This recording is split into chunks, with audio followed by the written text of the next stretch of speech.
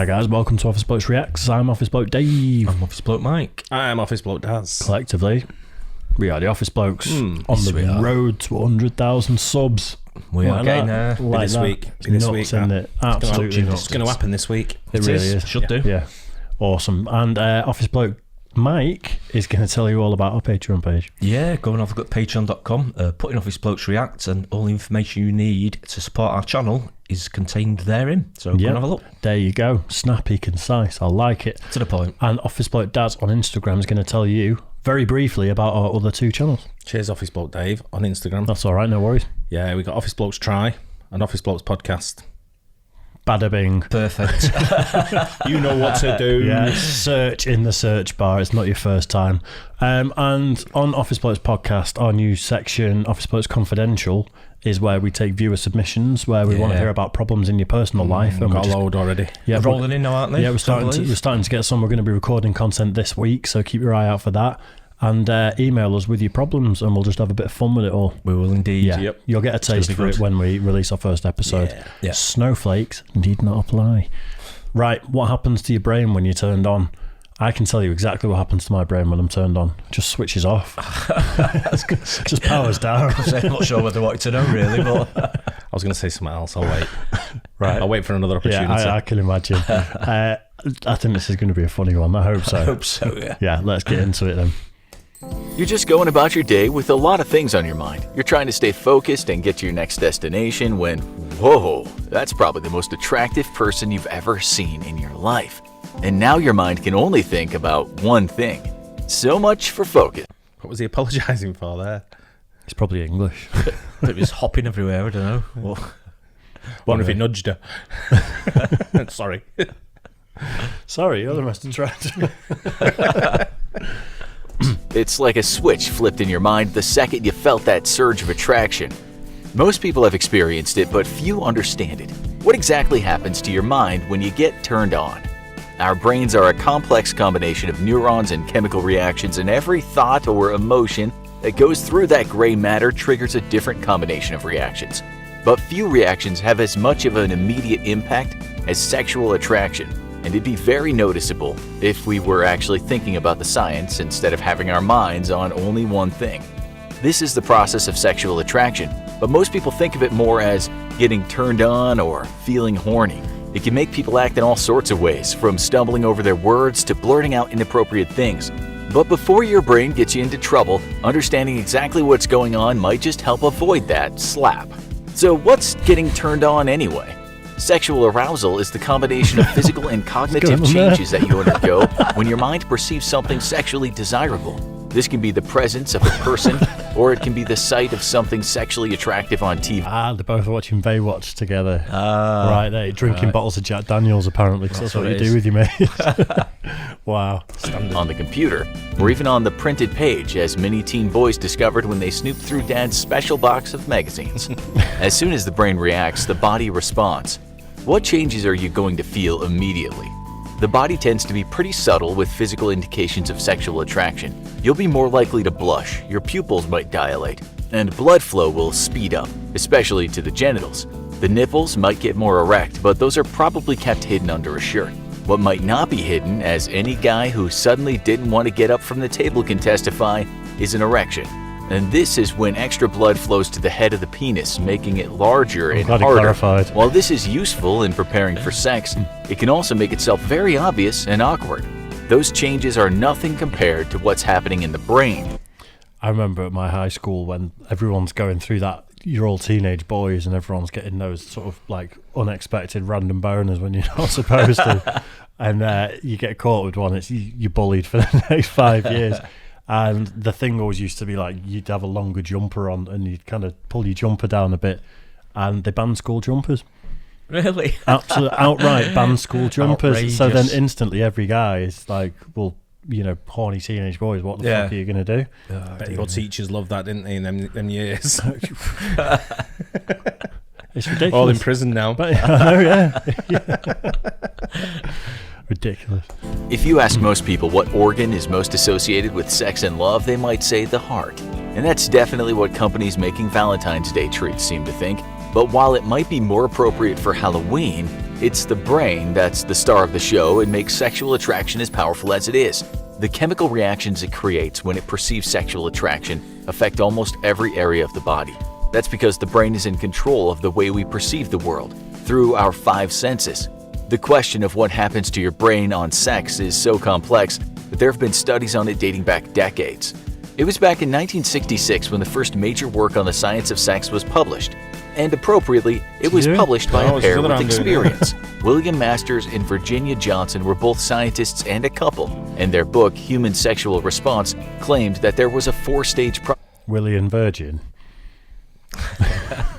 William and Virginia. Come on. process of sexual response, and it started with the initial sexual attraction, where the body and mind react. Next comes a plateau phase as the body gets ready for sex. Next is the orgasm, the climax of sex, where the changes are the most heightened. Finally, it's the resolution phase as the body returns to its baseline, but many of the changes can still be felt. All them phases in the space of 3 seconds. Quick phases. I'm about 4 or 5, I'd say. Phase or seconds. Seconds. Ooh, marathon man. I know, yeah. I've been doing a bit of cardio recently. While their research has been criticized for a questionable sample size and too much reliance on the sexual standards of the day, the basics of how the body and mind process sex are considered accurate. So how do each of the 4 stages break down? The initial stage is all about getting you ready for sex. Some have said that the brain lights up like a light bright, with multiple parts of your brain becoming heightened. These include the amygdala, the hypothalamus, and the superior and inferior parietal lobes. This doesn't just affect your thought, it triggers intense emotional reactions that make you more receptive to the idea of sex and push most other thoughts out of your mind. You'll be more suggestible, especially if the suggestion is coming from the object of your affection. Things calm down next, but it's the calm before the storm. The plateau phase is where the body slows down, but maintains its state of heightened arousal. In women, this just means more of the same, but in men, the brain shifts focus to making some physical changes to prepare for sex, like contracting the muscles for urine release to create a clean path for ejaculation. And the body wants to make sure it gets to that point, so the brain's decision-making abilities continue to be aimed in the direction of one thing: sex. And the release can only come in one way: an orgasm. An orgasm is the release of all the built-up sexual tension, complete with contraction of pelvic muscles, ejaculation, and uterine and vaginal contractions in women. It can be triggered by intercourse or masturbation, and the impact on the body is most intense during these phases. But as obvious as those changes are, this is also the phase where the impact on the brain is the most significant. So what's happening to your brain on sex? Researchers have been interested in the question for a long time, and they've been able to use magnetic resonance imaging to get a look inside the brain at the exact moment of orgasm. The biggest reveal is that while much of the brain is more active during sex, there's one area that basically shuts down. It's the lateral orbital frontal cortex, the part of your brain that makes decisions and value judgments based on reason. That means your brain is saying goodbye to logic during sex, and much of the fear and anxiety that usually guides us is nowhere to be found. This keeps the focus on arousal. Stop hassling your mum while she's I was going to say, yeah. There's someone else on the nose covers as well. She's not counting out $100, I'll tell you that now. Just lobbing the whole purse at him in a minute. Won't you take whatever, just get out. There's $100 on the sideboard, just take that. I'll give you $100 in a minute, he's not paid yet. That was the exact joke I was making, but I was too subtle about it. And decreases the odds that you'll be interrupted by stray thoughts during sex. In fact, it seems like your entire brain is focused on one thing. Your brain regions are usually responsible for different functions, but when your body is focused on sex, a whole bunch of areas concentrate their efforts on one thing: helping the body reach orgasm. The thalamus is one of the superheroes here, integrating all the information you might have in your brain, including memories of touch and movement, or any sexual fantasies you might have stored in your brain. Your motor functions are focused on moving properly during the act of sex, and the sensory cortex that controls feeling in the genitals is heightened and enhancing sexual pleasure. But 2 hormones released by your brain are doing a lot of the heavy lifting. Why does sex and sexual attraction feel so good? It's because of one hormone, dopamine.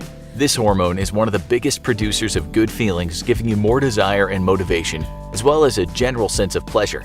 It's formed naturally in the brain, and this pleasure chemical is useful for creating patterns in your brain. If things like food and sex cause a release of dopamine, the body will remember this and work to get it more often. But another hormone might have an even bigger impact. Oxytocin is secreted by the pituitary gland and distributed by the hypothalamus, and has a powerful impact on our emotions. More complex than a simple pleasure hormone, it triggers feelings of closeness to others and makes us want to show affection. It's often called the bonding hormone because it creates a sense of attachment and is released alongside the hormone prolactin, which creates a sense of satisfaction that comes with an orgasm. For many, an orgasm is the quickest way to get a strong hit of these powerful hormones, but they're released one other way. When a mother breastfeeds, she gets the same release of oxytocin as a way for biology to encourage this life-sustaining behavior. And these hormones affect our body in some unique ways. Studies show that the experience of sexual arousal actually creates some of the same positive responses as other stimuli. The pathways in our brain that perceive rewards are activated, and this is much of the same reaction we get when we listen to a favorite song or enjoy food. But it's also the same positive response we get when we engage in addictive behavior, like gambling or consuming alcohol or drugs, which may explain why sex addiction is becoming a common problem for people who seek out that positive response a little too much. Sex addiction is literally an excuse invented by someone that cheated on their wife. In fact, I think it was Tiger Woods. Got caught and he's like, I'm an addict. I can't help it. It's a thing. And then it just spiraled out of control from there. He's like, I can't believe she fucking believed me. Does that work with alcoholism as well? No. Got caught in the pub? No, because there's physical symptoms to being an alcohol addict. And you can have withdrawals and all that sort of stuff. Sex addict is just... You're making withdrawals. Deposits, yeah. One of those reactions is a decreased sense of pain, meaning that when people say they're feeling no pain while on a high, they may actually mean that literally. But what happens when the cool down comes? The post-sex glow you might have heard about is a real thing, and it's the final stage of how the body reacts to sexual attraction. The brain slows down a bit from its previous high during sexual arousal, but it's still active. Not only does it keep cranking out oxytocin to enhance the feelings of attachment, but the parasympathetic nervous system works at calming the body down. To do that, it releases the third magic hormone, serotonin. This is another pleasure hormone, but in a much more relaxed way. It promotes a good mood and calmness, which is why people often feel like curling up for a nap after sex. So why does the brain work so hard to make sexual attraction a great time? The first reason is, well, nature wants us to keep having children. Reproducing is the only way for a species to continue existing, and it's the most basic biological urge going back to the time the first creatures populated the ancient waters on Earth. But it's also not an easy process, especially for humans who usually only have one offspring at a time and can take 9 months to do it. So our brain rewards us for having sex and gives us positive feedback when we get turned on, and conveniently turns off that logic center of the brain to ensure nothing distracts us. But that's not the only benefit we get from sexual attraction. There's actually evidence that having an orgasm provides benefits for the brain long term. While having sex, the body increases blood flow to the brain, which can help to keep things moving smoothly in the brain and improve our chances for long-term brain health. So the body and mind are working together to encourage an activity that benefits everyone involved, and feels so good that it becomes a basic biological urge even when reproduction isn't the first thing on the mind. But what drives this function more, the body or the mind? The body reacts to external stimuli, and that can trigger an orgasm, but there's a lot of evidence that the process of sexual arousal is actually driven as much, if not more, by the brain. In the case of people who cannot experience genital stimulation due to injury, studies have shown that other parts of the body can become more sensitive and be used in a similar way to allow the person to reach sexual arousal. Areas such as the nipple or the arms become new pathways to pleasure, bypassing the sexual organs. When it comes to sexual attraction, the brain often finds a way when the body can't. One thing is for sure, when the brain realizes it's turned on, it wants you to know it, and it's all hands on deck to send that message to the body and get you to make the first move.